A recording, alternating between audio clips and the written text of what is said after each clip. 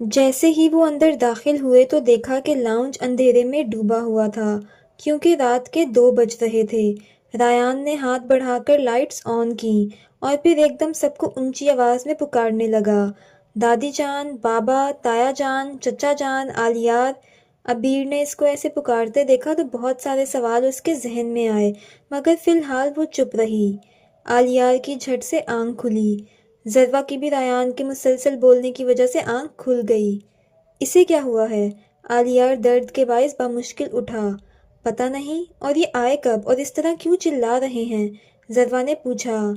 چلو آؤ نیچے چلتے ہیں تاکہ دیکھیں کہ یہ پاگل کیوں آدھی رات کو اس طرح سے سب کو بلا رہا ہے، آلیار نے سلیپرز پہنتے ہوئے کہا۔ دیکھتے ہی دیکھتے سب ریان کی آواز سے اٹھ گئے۔ سارے بچوں کے کمرے اوپر تھے اور بڑوں کے نیچے۔ کچھ ہی دیر میں دادی جان سمیت سب ہی لاؤنج میں آ چکے تھے، لیکن سامنے ریان کو ایک انجان لڑکی کے ساتھ دیکھ کر سب خاموش، حیران اور ساتھ ہی ساتھ پریشان بھی تھے، کیونکہ ریان کے بازو پر پٹی بندھی تھی اور عبیر کے بھی سر پر بینڈیج اور دونوں پاؤں پر پٹیاں بندھی تھیں۔ عبیر اس وقت سفید کیپری شرٹ اور گلابی دوپٹہ شانوں پر پھیلائے کھڑی سب کو دیکھ رہی تھی، اور اس وقت سب کی نگاہوں کا مرکز بھی وہی تھی۔ یہ اس لیے اسلام آباد جایا کرتے تھے؟ روشان نے ارحم کے کان میں سرگوشی کی، لیکن آلیار کی سخت گھوری انہیں فوراً چپ کروا گئی۔ لاؤنج میں گونجنے والی جو پہلی آواز تھی وہ ارتضیٰ صاحب کی تھی۔ ریان، کون ہے یہ لڑکی اور تمہارے ساتھ کیا کر رہی ہے؟ وہ غصے سے ریان کی طرف دیکھتے ہوئے بولے، جس نے عبیر کا دایاں ہاتھ مضبوطی سے پکڑ رکھا تھا۔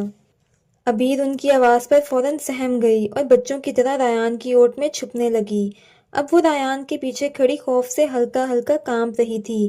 ہاتھ اب بھی ریان کے ہاتھ میں ہی تھا اور وہ اس کے ہاتھوں کی کپکپاہٹ بخوبی محسوس کر سکتا تھا۔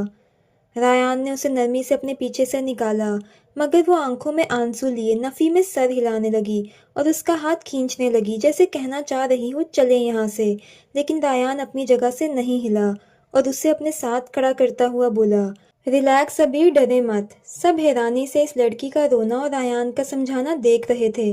انہیں سمجھ نہیں آ رہی تھی کہ آخر یہ کون ہے اور ریان اسے یہاں کیوں لایا ہے۔ ریان، میں نے کچھ پوچھا ہے تم سے، ارتضیٰ صاحب کے لہجے میں دبا دبا غصہ تھا۔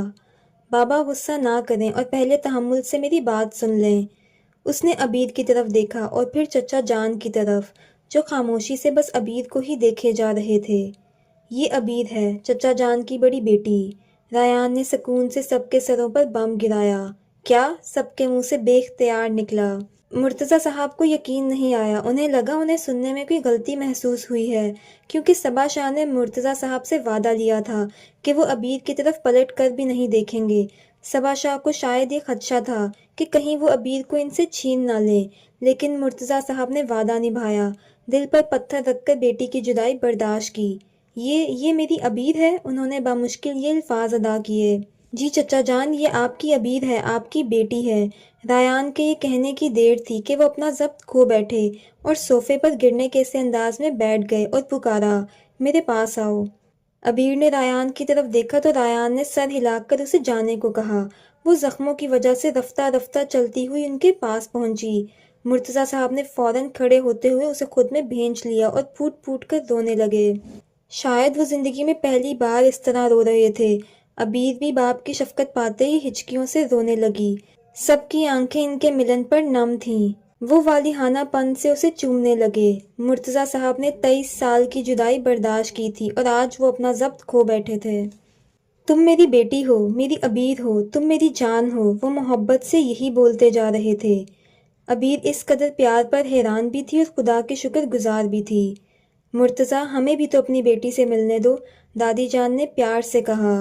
باری باری عبیر سب بڑوں سے ملی اور پھر مرتضیٰ صاحب کے پاس آ کر بیٹھ گئی۔ انہوں نے عبیر کو اپنے سینے سے لگا لیا، جیسے اب جدا نہ کرنے کی ٹھان لی ہو۔ سب انہیں محبت سے دیکھ رہے تھے، مگر عبیر ریان کو دیکھ رہی تھی، جو اب بھی وہیں کھڑا تھا اور مسکرا رہا تھا۔ عبیر نے بھی اس کی طرف مسکراہٹ اچھالی اور دل ہی دل میں ریان کا شکریہ ادا کیا، کیونکہ وہی تو اس کی زندگی میں خوشیاں لایا تھا۔ اب سب لاؤنج میں بیٹھ چکے تھے جب ارتضیٰ صاحب بولے، ریان، یہ سب چوٹیں کہاں سے لگیں اور تمہیں ہماری بیٹی کہاں سے ملی؟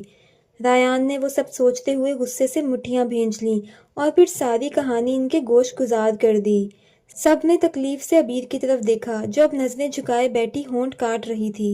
تہمینہ بیگم عبیر کے پاس آئیں اور اس کا ماتھا چوم کر بولی، بہت سہ لیا تم نے، اب تمہیں کوئی دکھ کوئی تکلیف برداشت نہیں کرنی پڑے گی میری جان۔ عبیر ان کی بات پر مسکرائی۔ بہت صبر والی ہے ہماری بچی، دادی جان بولیں۔ لیکن کوئی کسی انسان کو اتنی تکلیف کیسے دے سکتا ہے؟ کیا ان کے سینے میں دل نہیں تھا؟ یہ کہنے والی ضروا تھی۔ شاید جو باقی سب کہنا چاہتے تھے وہ ضروا کہہ گئی۔ اگر ہوتا تو اس قسم کا سلوک کبھی نہ کرتے، دادی جان افسوس سے بولیں۔ خدا ایسے لوگوں کو ہدایت دے، حیدر صاحب نے کہا۔ چلیں اب سب اپنے اپنے کمروں میں جائیں، عبیر یہیں ہے، کہیں نہیں جائے گی، باقی باتیں صبح کیجیے گا، اب اسے بھی آرام کرنے دیں، آگے ہی بیمار ہے بچی، تہمینہ بیگم نے اٹھتے ہوئے کہا۔ ضروا، مرتضیٰ صاحب نے پکارا۔ جی بابا، وہ اٹھ کر ان کے پاس آئی۔ اوپر جو گیسٹ روم ہے وہ کھلواؤ اور بہن کو وہاں لے کر جاؤ، میں بھی کچھ دیر میں آتا ہوں۔ جی۔ اب لاؤنج میں صرف عالیہ، ریان، ضروا اور عبیر رہ گئے تھے۔ چلو آؤ عبیر چلیں، ضروا نے کہا۔ رکو ضروا، بات سنو۔ اس نے پلٹ کر ریان کو دیکھا۔ ادھر آؤ۔ جی بھائی بولیں۔ وہ ریان کے پاس پہنچ کر بولی، اس کے پورے جسم پر زخم ہیں، جب ہاسپٹل گئے تھے تو ڈاکٹر عائشہ نے بتایا تھا، اور یقیناً اس نے خود تو کوئی ٹیوب لگائی نہیں ہوگی، تو تم پلیز ذرا انہیں بھی دیکھ لینا، ریان نے سنجیدگی سے کہا۔ آپ بے فکر رہیں بھائی، میں خیال رکھوں گی اپنی بہن کا۔ وہ ریان کی آنکھوں میں عبیر کے لیے فکر مندی دیکھ سکتی تھی، اس لیے تسلی دیتی ہوئی بولی۔ پھر وہ آہستہ آہستہ چلتی ہوئی اوپر کی جانب بڑھ گئیں۔ ریان کھڑا اسے تب تک دیکھتا رہا جب تک وہ اس کی نظروں سے اوجھل نہیں ہو گئی۔ اب حالات کچھ یوں تھے کہ ریان عبیر کو دیکھ رہا تھا اور عالیار ریان کو۔ چلی گئی ہے وہ، اب تو کہیں اور دیکھ لے، عالیار نے مسکراہٹ ضبط کر کے کہا۔ ہاں مجھے پتا ہے، ریان گڑبڑایا۔ ویسے اب تو تیری 3 بہنیں ہو گئی ہیں۔ وہ اسے تنگ کرنے کے موڈ میں تھا، کیونکہ وہ ریان کی نظروں میں عبیر کے لیے پسندیدگی دیکھ چکا تھا۔ 2 ہی ہیں میری بدتمیز، ریان نے اسے مکہ رسید کیا۔ آہ، عالیار نے ڈرامہ کیا۔ اوہ سوری، غلطی سے مار دیا۔ درد تو نہیں ہو رہا؟ ریان یکدم بے چین ہوا۔ ارے نہیں یار، ایسے زخم ہمارا کچھ نہیں بگاڑ سکتے۔ خیر تو کہیں بھی مجھے اکیلا نہ چھوڑی، عالیار ہنستے ہوئے بولا۔ کیا مطلب؟ یعنی میرے ساتھ ساتھ تو بھی گولی کھا کر بیٹھا ہے؟ شرم کر۔ وہ اسے کمر پر تھپڑ مارتا ہوا بولا۔ بس تو میرا یار ہے، ہم 2 دل ایک جان ہیں، وہ عالیار کے گلے لگتے ہوئے بولا۔ چل چلیں کمروں میں۔ ضروا نے اس کے نانا کرنے کے باوجود بھی پوری طرح سے اس کا معائنہ کیا اور پھر سکون سے بیٹھی۔ تم بالکل ڈاکٹر لگ رہی ہو، عبیر نے محبت سے کہا۔ لگ رہی ہو کا کیا مطلب ہے؟ ضروا نے اسے گھورا۔ میں ڈاکٹر ہی ہوں۔ اچھا، بس چند دن باقی رہ گئے ہیں، پھر آفیشلی ڈاکٹر ہوں گی، وہ فرضی کالر جھاڑتی ہوئی بولی۔ لیکن تم تو مجھے بالکل چھوٹی سی لگی تھی، عبیر حیرانی سے بولی۔ ضروا ہنسی۔ میں بہت خوش ہوں کہ تم اب سے ہمارے ساتھ، ہمارے پاس رہو گی، وہ عبیر کو گلے لگاتی ہوئی بولی۔ عبیر بھی مسکرائی۔ پھر ضروا نے اسے زبردستی لٹایا اور اس کے اوپر کمفرٹر دیا۔ چلو اب تم سونے کی کوشش کرو۔ ضروا اس کے پاس بیٹھ کر اس کے بالوں میں ہاتھ پھیرنے لگی۔ عبیر نے غور کیا کہ ضروا کی آنکھیں سرخ ہو رہی ہیں، ایسا لگ رہا تھا جیسے آنسو پلکوں کی باڑ توڑ کر باہر آنا چاہ رہے ہوں، مگر وہ انہیں زبردستی اندر دھکیل رہی ہو۔ عبیر نے کچھ کہنے کے لیے منہ کھولا ہی تھا کہ مرتضیٰ صاحب اندر چلے آئے۔ ضروا انہیں آتا دیکھ کر فوراً اٹھ کھڑی ہوئی، جیسے یہاں سے بھاگ جانا چاہتی ہو۔ کیسی ہے میری بیٹی؟ وہ عبیر کے پاس بیٹھتے ہوئے بولے۔ ٹھیک ہوں بابا، وہ دھیما سا مسکرائی۔ ضروا بچے تم بھی اب اپنے کمرے میں جاؤ، عالیار کو ضرورت ہوگی تمہاری، اور میں یہاں اپنی بیٹی کے پاس رکوں گا، مرتضیٰ صاحب نے اس کا ماتھا چوم کر کہا۔ ضروا سر ہلاتی ہوئی کمرے سے باہر نکل گئی۔ باہر پہنچ کر اس نے گہرے گہرے سانس لے کر خود کو رونے سے باز رکھا، جب اچانک اس کے کندھے پر کسی نے ہاتھ رکھا۔ اس نے پلٹ کر دیکھا تو مرتضیٰ صاحب کھڑے تھے۔ بابا آپ باہر کب آئے؟ وہ نظریں چرا کر بولی۔ تمہیں میں نے پالا ہے ضروا، اور تم مجھ سے ہی اپنے آنسو چھپانے کی کوشش کر رہی ہو، بھلا میں نہیں جانوں گا کہ میری بیٹی کو کس چیز کا دکھ ہے؟ بابا، یہ کہتے ہی وہ ان کے گلے لگ گئی۔ تم اپنی بہن کے لیے پریشان ہو نا؟ مرتضیٰ صاحب نے پوچھا۔ بابا آپ کو پتا ہے وہ اتنی تکلیف میں ہے، حالانکہ میں اسے پین کلرز دے آئی ہوں، لیکن اس کے باوجود بھی وہ اس کا درد کم نہیں کر پائیں گی۔ میں جانتا ہوں، لیکن اب تو وہ ہمارے پاس آ گئی ہے نا، ہم اپنے پیار سے، محبت سے اس کا ہر زخم بھر دیں گے، وہ اس کی پیٹھ تھپکتے ہوئے بولے۔ میرا بچہ، وہ جلد ٹھیک ہو جائے گی، تم فکر نہ کرو، کیونکہ تمہارے بابا تمہیں پریشان نہیں دیکھ سکتے، مرتضیٰ صاحب اسے خود سے جدا کر کے بولے۔ ضروا ان کی محبت پر مسکرائی۔ اب جاؤ آرام کرو اور زیادہ سوچنے کی ضرورت نہیں ہے۔ ضروا اس بات میں سر ہلاتی ہوئی کمرے کی جانب بڑھ گئی۔ صبح جب عبیر کی آنکھ کھلی تو اس نے دیکھا کہ مرتضیٰ صاحب بیڈ گراؤنڈ سے ٹیک لگائے اس کے پاس ہی بیٹھے تھے۔ آپ سوئے نہیں؟ عبیر نے بہت حیرانی سے پوچھا۔ نہیں، انہوں نے مسکرا کر کہا۔ کیوں؟ اسے افسوس ہوا کہ وہ اس کی وجہ سے پوری رات جاگتے رہے ہیں۔ کیونکہ مجھے ڈر تھا کہ اگر میں نے آنکھیں بند کر لیں تو تم کہیں چلی نہ جاؤ میرے پاس سے۔ مجھے اب بھی یہ سب خواب لگ رہا ہے، کہیں نہ کہیں مجھے یہ لگ رہا تھا کہ میرا خواب کہیں ٹوٹ نہ جائے۔ وہ یہ بولتے ہوئے عبیر کو ایک معصوم سے بچے لگے۔ میں تمہیں اب کھو نہیں سکتا۔ جب تم میرے پاس نہیں تھی تب میں نے کسی نہ کسی طرح سے خود کو مضبوط کر لیا تھا اور خود کو یہ سمجھا لیا تھا کہ تم اب واپس نہیں آؤ گی، لیکن اب تم میرے پاس واپس آ چکی ہو۔ میں اب تمہیں کبھی بھی اپنی نظروں سے دور نہیں کر سکتا۔ مرتضیٰ صاحب کی آواز میں تڑپ تھی۔ میں کہیں نہیں جاؤں گی بابا، اب آپ کے پاس ہی رہوں گی ہمیشہ۔ وہ اٹھتے ہوئے ان کے سینے پر سر ٹکاتے ہوئے بولی۔ پوری رات جب جب عبیر کی آنکھ کھلی وہ ایک جیسے سوال بار بار کر رہے تھے۔ کہیں درد تو نہیں ہو رہا؟ کچھ چاہیے تو نہیں؟ نیند صحیح سے آ رہی ہے؟ کبھی اس کا کمفرٹر درست کرتے تو کبھی کچھ۔ میں نے کبھی نہیں سوچا تھا کہ کوئی میرا بھی اتنا خیال رکھے گا، کوئی میرے لیے بھی پریشان ہوگا، یا کسی کو میری بھی فکر ہوگی اور مجھ سے زیادہ ہوگی۔ وہ ان کے سینے پر سر رکھے اپنی ہی سوچوں میں گم تھی۔ باپ کا پیار کیسا ہوتا ہے وہ آج پہلی بار محسوس کر رہی تھی۔ اس نے تو کبھی نہیں سوچا تھا کہ اس کی زندگی میں بھی اتنا اچھا وقت آئے گا۔ جس محبت کے لیے وہ اتنے سالوں سے ترس رہی تھی وہ آج اسے مل رہی تھی۔ بے شک ہر تکلیف کے بعد آسانی ہے۔ اس کے دل سے آواز آئی۔ بابا آپ تو سوئے نہیں، آپ کو نیند آئی ہوگی نا؟ عبیر نے سر اٹھا کر مرتضیٰ صاحب کی طرف دیکھا۔ میرا بچہ سکون کی نیند سویا نا؟ انہوں نے پوچھا۔ کافی عرصے بعد سکون کی نیند سوئی ہوں بابا۔ تو بس سمجھو کہ یہ سن کر میری بھی نیند پوری ہو گئی ہے، وہ مسکرا کر بولے۔ اتنے میں ذرا دروازے سے منہ اندر نکال کر بولی، ایکسکیوز می، اگر آپ لوگ برا نہ مانیں تو مجھے بھی اپنے پیار میں شامل کر لیں۔ میں بھی آپ دونوں کی کچھ لگتی ہوں، وہ شریر لہجے میں بولتی ہوئی اندر داخل ہوئی۔ عبیر اس کی بات پر کھلکھلا کر ہنسی، لیکن اچانک اس کی ہنسی کو بریک لگی، کیونکہ وہ کبھی اتنا کھل کر نہیں ہنسی تھی تو اسے اپنا آپ عجیب سا لگا۔ تم تو میری جان ہو، آ جاؤ، مرتضیٰ صاحب محبت سے چور لہجے میں بولے۔ اب وہ دونوں مرتضیٰ صاحب کے سینے پر سر رکھے ان کے دائیں بائیں بیٹھی تھیں۔ دخل اندازی معاف، اگر آپ باپ بیٹیوں کا پیار ختم ہو گیا ہو تو نیچے آ جائیں، ناشتہ تیار ہے۔ ارحم دروازے کے درمیان میں کھڑا شرارت سے بولا۔ تم کہیں بھی ٹانگ اڑانا مت بھولنا، ذرا اسے گھورتی ہوئی بولی۔ یہی تو میرا کام ہے، وہ سر خم کرتا ہوا بولا۔ چلو میں چلتا ہوں نیچے، تم بہن کو لے کر آ جانا۔ وہ اٹھتے ہوئے بولے اور کمرے سے باہر نکل گئے۔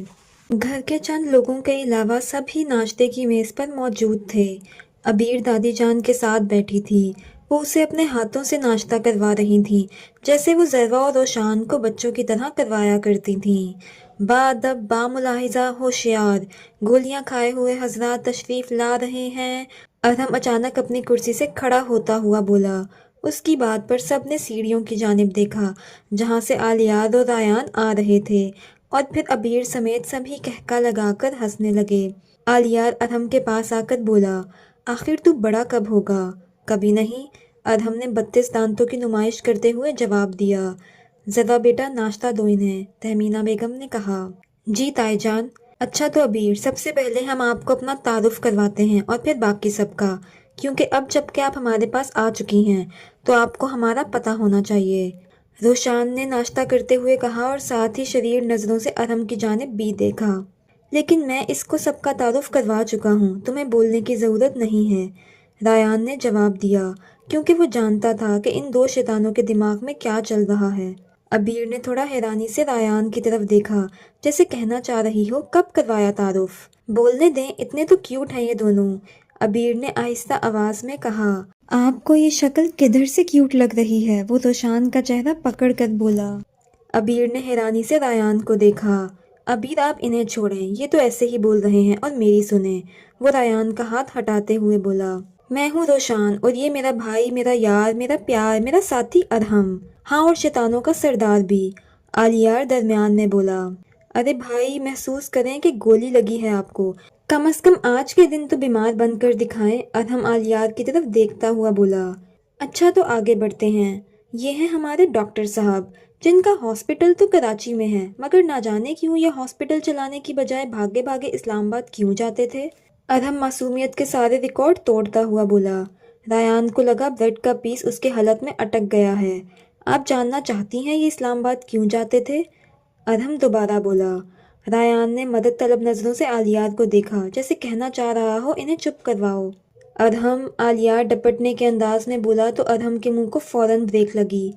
अबीर ने हैरानी से आलियार की तरफ देखा, जिसके एक बार कहने पर ही वो चुप हो गया था। हैरान मत हो, इनका भी तारुफ करवाते हैं। ये हैं हमारे बड़े भाई, जो आपको हंसते हुए बहुत कम दिखाई देंगे। आप इनको जल्लाद भाई भी कह सकती हैं। ये निहायत संजीदा मिजाज हैं और हमें डांटना इनका रोज़ का काम है। रोशान मुस्कुराहट जब्त करता हुआ बता रहा था। आलियार ने अपने ऐसे तारुफ पर उन्हें घूरा। लेकिन आज हम जो भी हैं इन्हीं की वजह से हैं। आज अगर हम बुरी सोहबतों में नहीं हैं तो ये इन्हीं की सख्ती का कमाल है। हम सब इनकी बहुत इज्जत करते हैं और इनकी कही हुई बात हमारे लिए पत्थर पर लकीर की तरह होती है। आप कह सकती हैं ये हमारे भाई कम बाप ज़्यादा हैं। अदहम बेपनाह मोहब्बत से बोला। आज आलियार का सर फख्र से मजीद बुलंद हुआ। अबीर मुस्कुराते हुए इन्हें सुन रही थी। इसे हकीकतन ये लोग बहुत अच्छे लगे थे, जो एक दूसरे की बहुत इज्जत करते थे। भाई, हम आपकी सारी सख्तियों के बावजूद आपसे बेतहाशा मोहब्बत करते हैं। रोशान उठकर आलियार के गले में बाजू डालता हुआ बोला। सब इनका प्यार देखकर मुस्कुराने लगे। मैं भी। आलिया रोशान के बाल बिगाड़ता हुआ बोला। और वो पराठे के साथ इंसाफ करती हुई एक लड़की नजर आ रही है। वो अलीशा है। ये घर से लेकर यूनिवर्सिटी तक हमारे साथ होती है और अपनी पटर पटर से सर खा जाती है हमारा। यकीन करें, घर पहुंचकर सर दुखता है हमारा। अरहम अफसोस से सर दाएं बाएं हिलाता हुआ बोला। अब रह गई ज़रवा।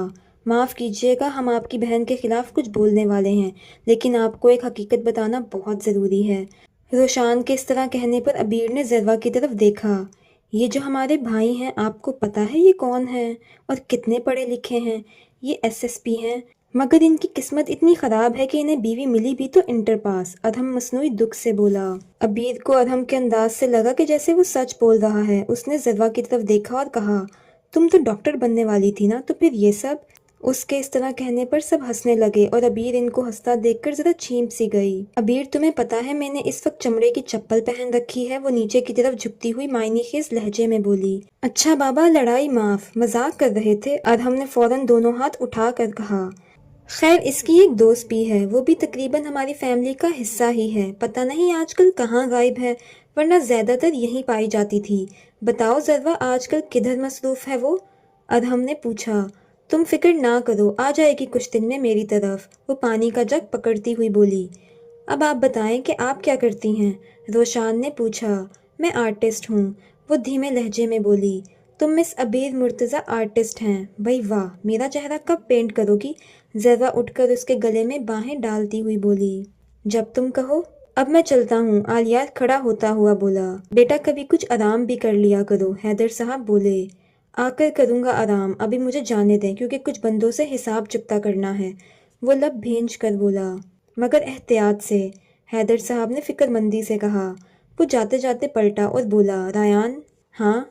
तू भी मुझे रात तक सारी मालूमात दे। तुझ पर गोली चलाने वाले को भी ऐसी जगह पहुंचाऊंगा कि अगली दफा पिस्तौल पकड़ने से पहले 1000 मर्तबा सोचेगा। वो दबे दबे गुस्से से बोला। आलियार, जाने दे यार। रायान ने रोकना चाहा। रायान, मुझे रात तक मालूमात चाहिए है। वो संजीदगी से दोबारा बोला। सुकून से बेटा, इतनी जल्दबाजी ठीक नहीं है। इर्तिजा साहब उसकी जनूनियत देखकर समझाने लगे। मैं तब तक सुकून से नहीं बैठूंगा जब तक उन्हें पकड़ ना लूं। ये कहते ही वो लंबे लंबे डग भरता बाहर निकल गया। खुदा मेरे बच्चे की हिफाजत करे बस, पता नहीं किस पर चला गया है। इतना जनूनी तो हमारे खानदान में कोई भी नहीं था। हैदर साहब सर पकड़कर बैठ गए। अबीर आहिस्ता आहिस्ता चलती हुई पूरा घर देख रही थी। इस घर को भरपूर निफासत से सजाया गया था। एक एक चीज़ अपनी कीमत आप बता रही थी। कीमती तो सब कुछ उस घर का भी बहुत था, मगर उधर बेसुकूनी थी। उधर हर चीज़ की बहुत कदर की जाती थी, सिवाय इंसानों के। जबकि इस घर की सबसे ख़ास बात ये थी कि यहाँ के लोग एक दूसरे की बहुत इज्जत और एहतराम करते थे। अब वो चलती हुई लॉन में आई, जहाँ रायान पहले ही मौजूद था और खड़ा फ़ोन पर किसी से बात कर रहा था। अबीर को आता देखकर वो मुस्कुराया और पास पड़ी कुर्सी पर बैठने का इशारा किया। अबीर पलकें झपकाए बगैर उसे देखी जा रही थी। वो आज ब्राउन ट्राउज़र शर्ट पहने हुए था। काले बाल जेल की मदद से सेट किए गए थे। वो गुफ्तगू करते हुए बार बार अपनी दाढ़ी पर भी हाथ फेर रहा था। ये शख्स अबीर के लिए बहुत ख़ास था। अगर आज वो जिंदा थी तो इसी शख्स की वजह से। اس کے لیے ریان بے حد قابل احترام تھا۔ اگر یہ بندہ کبھی مجھ سے میری جان بھی مانگے گا نا تو میں دینے سے دریغ نہیں کروں گی، کیونکہ اس نے میری عزت کی، میرا احترام کیا اور میرا اعتبار تب کیا جب کسی کو بھی مجھ پر اعتبار نہیں رہا تھا۔ اس نے میرے حرف حرف پر یقین کیا جیسے وہ مجھے سالوں سے جانتا ہو۔ وہ ریان کو دیکھتے ہوئے اپنے ہی خیالوں میں کھوئی ہوئی تھی جب ریان نے اس کے سامنے چٹکی بجائی۔ ابیر فوراً نظریں جھکا گئی۔ شرمندہ ہونے کی ضرورت نہیں ہے، ریان نے اس کی شرمندگی کم کرنی چاہیے۔ اچھا مجھے بتائیں یہاں آ کر آپ کو کیسا لگ رہا ہے؟ سب بہت اچھے ہیں، میں نے کبھی نہیں سوچا تھا کہ ایسے محبت کرنے والے لوگ بھی اس دنیا میں پائے جاتے ہیں، ابیر نے کہا۔ آپ کی زندگی بہت کٹھن رہی ہے نا، اس لیے آپ اپنے ارد گرد دیکھ نہیں پائیں، ورنہ محبت تو اب بھی باقی ہے اس دنیا میں، وہ کرسی پر بیٹھتا ہوا بولا۔ خیر مجھے آپ سے ایک شکوہ ہے، وہ بولی۔ کیسا شکوہ؟ ریان کچھ حیران ہوا۔ آپ نے مجھے پہلے کیوں نہیں بتایا کہ آپ میرے کزن ہیں؟ پورا راستہ میں ڈرتی رہی کہ پتہ نہیں بابا اور ان کے گھر والے میرے ساتھ کیسا سلوک کریں گے۔ اگر آپ مجھے بتا دیتے تو کم از کم میں خوفزدہ تو نہ ہوتی اور مجھے یہ تسلی تو رہتی کہ کوئی اور میرے ساتھ ہو نہ ہو، ریان تو ہے نا؟ وہ خفگی سے بولی، مگر اس لمحے ابیر کے لہجے میں ایک مان تھا، ایک یقین تھا کہ چاہے کچھ بھی ہو جاتا، اگر ریان اس کے ساتھ تھا تو کوئی اسے کچھ نہیں کہہ سکتا تھا۔ بہت معذرت جناب، بس میں آپ کو سرپرائز دینا چاہتا تھا، اس لیے نہیں بتایا تھا، ریان نے مسکرا کر کہا۔ اس سرپرائز کے چکر میں اگر مجھے ہارٹ اٹیک ہو جاتا تو ڈاکٹر ساتھ بیٹھا تھا، فوراً علاج کر دیتا، وہ کہکا لگا کر بولا۔ ابیر بھی ہنس پڑی۔ آپ کے ہر مسئلے کا حل میرے پاس پہلے ہی موجود ہوتا ہے، اس لیے بس پریشان مت ہوا کریں اور زندگی کو جینا شروع کریں، کیونکہ زندگی ایک ہی بار ملتی ہے، بار بار نہیں۔ ابیر نے سمجھتے ہوئے اس بات میں سر ہلایا۔ اچھا کیا آپ نے چچا جان کو اس خط کے بارے میں بتایا جو آپ کی والدہ نے میل کیا تھا؟ ریان نے اچانک یاد آنے پر پوچھا۔ میں بھول گئی تھی، لیکن آج دوں گی انہیں، کیونکہ وہ خط میرے پاس امانت ہے، وہ سنجیدگی سے بولی۔ اس سے پہلے کہ ریان کوئی جواب دیتا، پورچ میں ایک گاڑی داخل ہوئی۔ رابیل گاڑی سے نکل کر ان کی طرف بڑھ رہی تھی جب ابیر نے پوچھا، یہ کون ہے؟ یہ بھی ہماری بہن ہی ہے، اس نے بتایا۔ مطلب؟ اس نے ناسمجھی سے پوچھا۔ ابھی بتاتا ہوں۔ السلام علیکم ریان بھائی، کیسے ہیں آپ؟ میں ٹھیک ہوں رابی، تم بتاؤ کیسی ہو؟ انکل آنٹی کیسے ہیں؟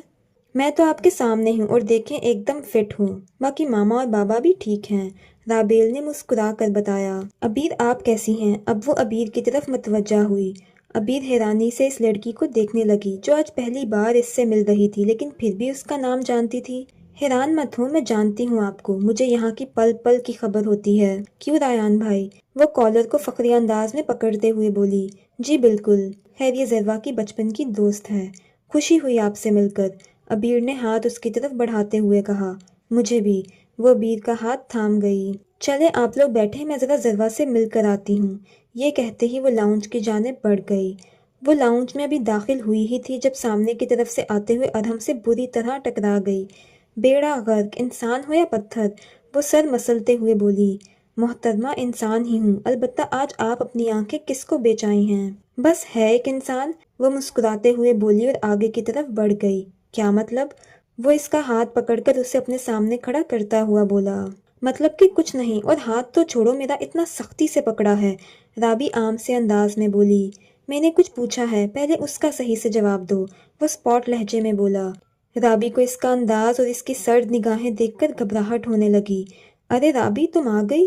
ذروا کی آواز سنتے ہی ارہم نے جلدی سے اس کی کلائی چھوڑی جو کہ اب سرخ ہو چکی تھی اور بغیر رابیل کی طرف دیکھے لمبے لمبے ڈگ بھرتا پورچ کی طرف بڑھ گیا۔